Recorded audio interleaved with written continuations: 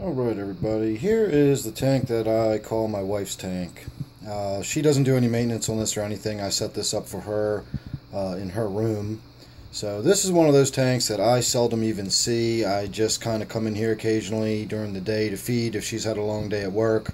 Otherwise, she turns the lights on in the morning and turns them off in the evening, and she feeds. And then I just come in here from time to time when I notice that the tank is looking disgusting, and I go ahead and do some maintenance on it. So today is a big maintenance day for my wife's tank. We've got a mishmash of fish in there. The key fish that you can see right up there front and center is the red flame dwarf gourami.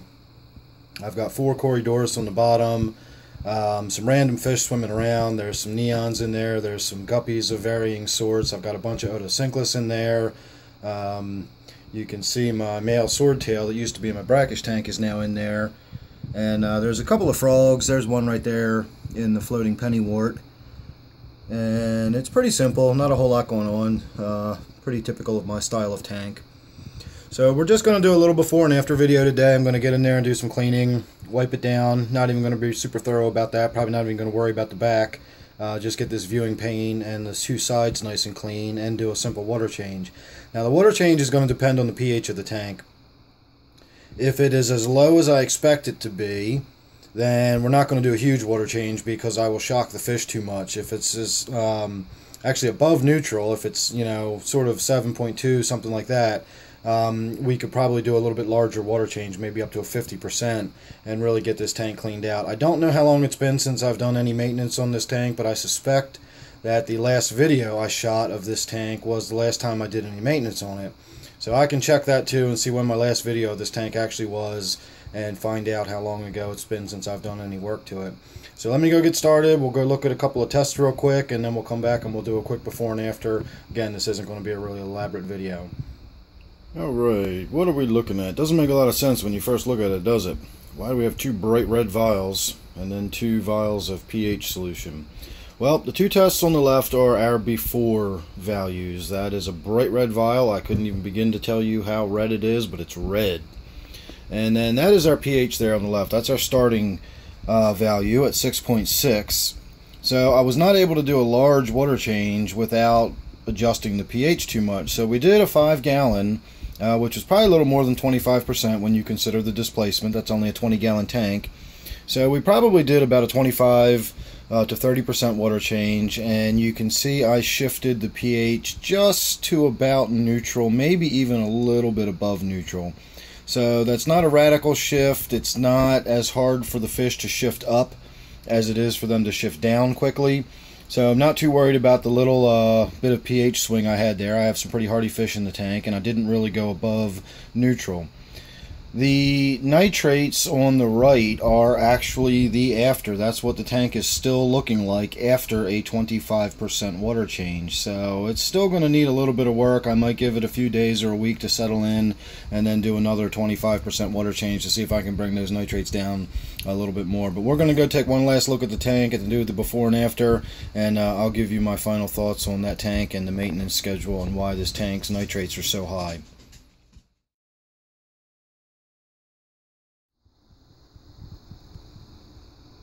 And there we have it. That's the after. So not a huge difference. We did get in there and do the 25% water change, like I said, and I wiped the front glass down and I wiped both sides down. I didn't touch the back. I did change the filter, and the biofilter was very, very dirty, so I actually scrubbed that out a little bit to allow the water to flow through it a little more freely. Now, when I saw how high those nitrates were, I decided I was going to have a look-see and find out how long it's been since I've done any maintenance to this tank.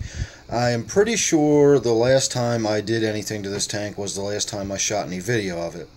I don't recall doing anything in between the last video and this video. I may have come in and done a small water change and a filter change, but I honestly don't think I did. I don't think I've done anything at all to this tank since the last video I shot.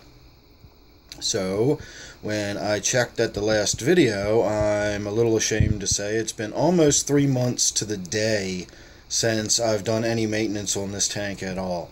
So that explains those nitrates being through the roof like that, and why the glass is so filthy and dirty. That was just basically algae growing on it, nothing really to worry about. I just haven't been in here in 3 months to wipe the glass down.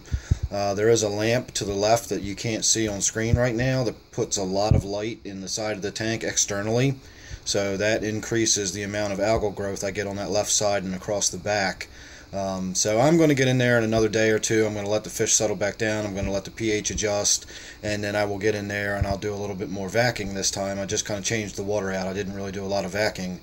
So I'm going to try to get some of the detritus out of the bottom, and we're going to do a little bit more of a water change to try to bring those nitrates down just a little more. Again, not too concerned about it. The nitrates really don't worry me that much, but when they're that high, that means you got a lot of other stuff going on in the tank too, and I don't really want to shock them by doing a massive water change. And again, with the pH the way it is, I really can't. So we'll give it a week, we'll give it a few days, and I'll try to come back in here and do a little more. Of course, that's all dependent upon whether I remember to get in here and do a little more or not. So that big fat green cory you saw swim across the front there is probably the oldest fish I have still. He's one of my first fish that I ever bought. So he seems a little upset over the recent water change, so we'll see how he settles in over the next couple of hours. So alright everybody, that was the video. Thanks for watching. I hope you enjoyed. If you haven't already subscribed, then please go ahead and do so. That way you won't miss any updates. And in the meantime, I will keep working on this tank, and we will do some more video updates here in the near future. So I look forward to seeing you on them.